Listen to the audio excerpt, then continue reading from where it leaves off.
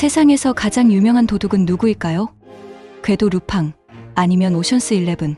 아마 이 도둑 앞에서는 명함도 못 내밀 겁니다.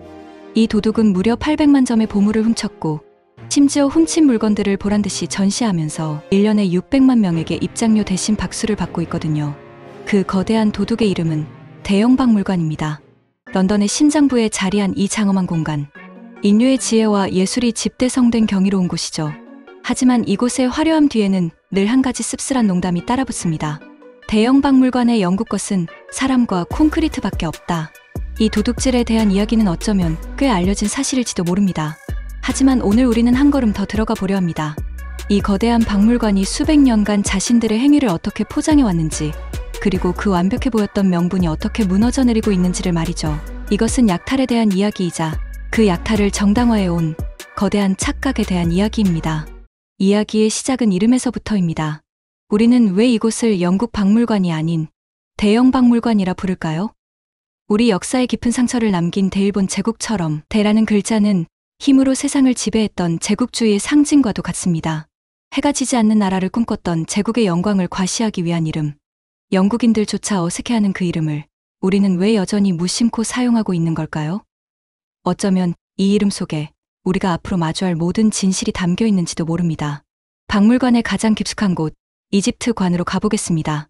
이곳의 최고 스타, 로제타석, 고대 이집트 상형문자 해독의 결정적인 열쇠가 되어준 이 위대한 유산은 애초에 나폴레옹의 프랑스 군대가 이집트 원정 당시 발견한 것이었습니다. 하지만 1801년 영국군이 이집트에서 프랑스군을 격파하면서 이 돌은 승리의 전리품으로 영국에 차지가 됩니다. 원래 주인이었던 이집트의 의사는 그 어디에도 없었죠. 이집트는 지난 200년간 우리의 정체성을 돌려달라고 끊임없이 외치고 있지만 이 돌은 여전히 런던의 차가운 유리관 안에 갇혀 있습니다. 그리스관으로 발걸음을 옮기면 비극은 더욱 선명해집니다. 고대 그리스 건축의 정수, 파르테논 마블스. 19세기 초, 당시 오스만 제국의 지배를 받던 그리스에 영국 대사로 부임했던 토머스 브루스 엘긴경은 파르테논 신전의 조각들이 훼손될 위험이 있다며 이를 보호하겠다는 명분으로 조각들을 떼어내기 시작했습니다. 하지만 그리스는 그 당시 엘긴경의 행위를 절도로 보고 있습니다. 민족의 영혼을 훔쳐갔다는 것이죠. 그의 행위는 보호가 아닌 파괴에 가까웠습니다. 그는 신전에 살아있는 벽과 구조물을 톱으로 잘라내는 야만적인 방법으로 런던으로 밀반추했습니다. 당시 영국 시인 바이런조차 나라 망신이라며 그를 맹비난했을 정도였죠. 아테네의 아크로폴리스 박물관에는 지금도 파르테논 마블스를 위해 마련된 공간이 있습니다. 그곳에는 그들이 지켜낸 진품 조각들 사이에 돌아오지 못한 유물들의 자리를 새하얀 석고 복제품으로 채워 넣어 그 부재를 더욱 가슴 아프게 드러내고 있습니다. 언젠가 돌아올 그들의 영혼을 위해 마련된 자리가 텅 비어진 채 수십 년째 주인을 기다리고 있는 것이죠. 약탈의 역사는 여기서 그치지 않습니다. 아프리카 나이지리아의 베닌 브론즈는 그 과정이 한층 더 잔혹했습니다. 1897년 영국군은 징벌 원정이라는 이름 아래 베닌 왕국을 침략하고 왕궁을 불태웠습니다. 그리고 그곳에 있던 수천 점의 정교한 청동 유물들을 약탈해왔죠. 한 문명의 자부심이 담긴 예술품이 제국의 침략 트로피가 되어버린 것입니다. 심지어 이 이야기는 우리와도 무관하지 않습니다. 대영박물관 한국관에는 우리 문화재가 전시되어 있는데 과거에는 북한의 문화재를 중국의 것으로 잘못 표기하는 어처구니 없는 실수를 저지르기도 했습니다. 그들의 역사에 대한 무지와 무관심이 드러나는 대목입니다. 이처럼 전 세계가 반환을 요구하는 목소리를 높일 때 대영박물관은 언제나 한결같은 논리로 답해왔습니다. 그들의 논리는 이렇습니다. 첫째, 우리는 이 유물들을 원래 있던 곳보다 훨씬 더 안전하고 과학적으로 보존하고 연구하고 있다. 둘째, 특정 국가의 소유가 아닌 전 인류의 유산이므로 세계인이 모이는 런던에서 무료로 공개하는 것이 인류 전체에 더 큰 이익이다. 전 인류를 위한 보존과 연구. 참으로 그럴듯하고 견고해 보이는 명분입니다. 누구도 쉽게 반박하기 어려운 이 철옹성 같은 논리는 수백 년간 박물관을 지탱해온 기둥이었습니다.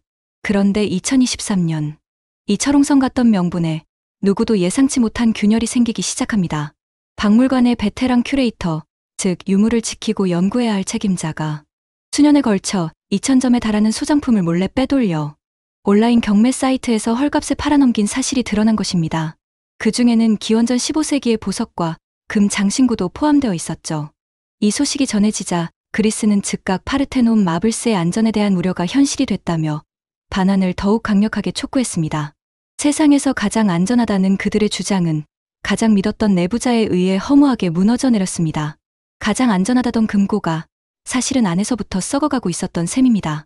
인류를 위해 유산을 지킨다는 위대한 명분은 한낱 개인의 탐욕 앞에 거짓임이 증명되어 버렸습니다.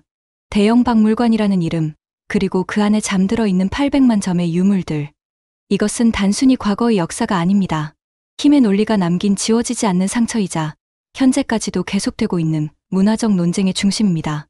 물론 덕분에 우리가 런던에서 편하게 인류의 유산을 감상할 수 있다는 점을 긍정적으로 보는 시각도 있습니다.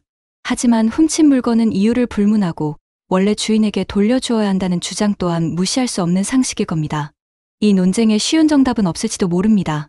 하지만 한 가지는 분명합니다. 우리가 무심코 지나쳤던 유리 진열장 너머의 유물들은 이제 우리에게 다른 말을 걸어오기 시작했다는 것입니다. 다음에 우리가 이곳의 소식을 접하거나 혹은 직접 방문하게 되었을 때 이 이야기들은 우리에게 조금 다른 시각을 선물해 줄 겁니다. 위대한 유산의 경이로움과 함께 그 이면에 담긴 복잡한 역사와 수많은 질문들을 말이죠.